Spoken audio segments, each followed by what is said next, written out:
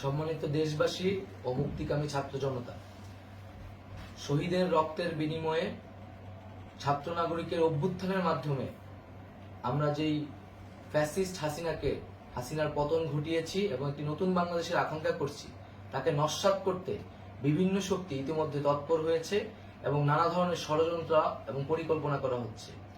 আমরা মুক্তিকামী ছাত্র জনতার পক্ষ থেকে স্পষ্টভাবে বলতে চাচ্ছি যে এই বাংলাদেশকে ফ্যাসিবাদী রেজিম থেকে মুক্ত করার জন্য এবং একটি নতুন বাংলাদেশ, জনগণের বাংলাদেশ প্রতিষ্ঠার জন্য সকল ধরনের ষড়যন্ত্রকে নস্যাৎ করার জন্য, প্রতিহত করার জন্য বাংলাদেশের ছাত্র জনতা কিন্তু সদা প্রস্তুত রয়েছে। আমরা দেখতে পাচ্ছি নানান জায়গায় লুটপাট, সহিংসতা এবং সাম্প্রদায়িক হামলার মতো ন্যাক্কারজনক ঘটনা ঘটছে। আমরা এর তীব্র নিন্দা জানাচ্ছি এবং আমরা মুক্তিকামী ছাত্র জনতার প্রতি আহ্বান জানাচ্ছি যে এই ধরনের ঘটনাকে প্রতিহত করার জন্য আমাদেরকে প্রস্তুত থাকতে হবে, আমাদেরকে দায়িত্ব নিতে হবে। কেউ যাতে এই আন্দোলনকে নস্যাৎ করার জন্য এই ধরনের ঘটনা ঘটানোর সুযোগ না পায়, সেদিকে আমাদের সদা সতর্ক থাকতে হবে। আমরা আরো দেখতে পাচ্ছি যে রাষ্ট্রপতি গতকাল বলেছিলেন যে অনতিবিলম্বে তিনি জাতীয় সংসদ বিলুপ্ত করবেন, কিন্তু আমরা এখনো দেখছি যে একটি অভ্যুত্থানের পরেও এই ফ্যাসিস্ট হাসিনার জাতীয় সংসদ রয়ে গেছে।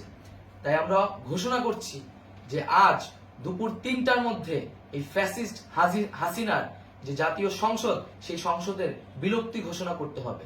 যদি আজ বিকাল ৩টার মধ্যে এই জাতীয় সংসদের বিলুপ্তির ঘোষণা না আসে, তবে আমরা কঠোর কর্মসূচি দিতে বাধ্য থাকব। এছাড়া বন্ধুগণ, সবার জন্য আমরা জানাচ্ছি যে আমাদের যে অন্তর্বর্তীকালীন সরকারের কথা আমরা বলেছি, সেই সরকারের প্রধান উপদেষ্টার নাম আমরা ইতিমধ্যে ঘোষণা করেছি এবং এই সরকারের অন্যান্য উপদেষ্টা সহ সামগ্রিক রূপরেখা আমাদের প্রস্তুত রয়েছে।